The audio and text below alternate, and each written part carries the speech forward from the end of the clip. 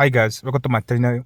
Today I'll be working on this Honda Civic 2015, and I will show you how to do a servo reset light for this car after changing your oil filter, basically doing full service for this car.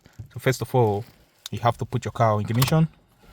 So currently right now is on ignition, you can see, and it's showing service overdue.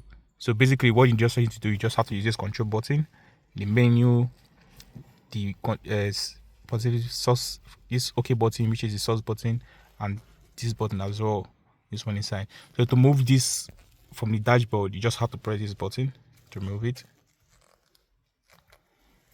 I can see it's off, it's gone.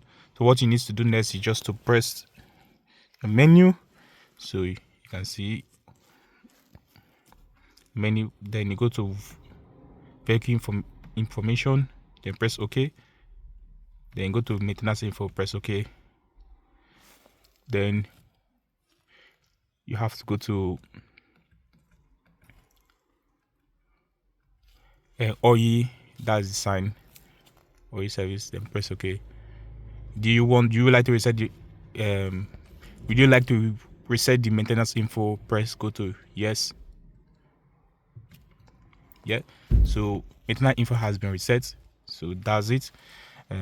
So all you just have to do is just to like put your off the car, then wait for like few seconds, put it back, put the ignition on, match your clutch, and start it up,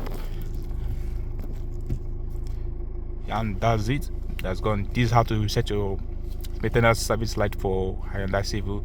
Like and follow for my channel for more, to learn more about vehicles, and subscribe to my channel. Thank you. Bye.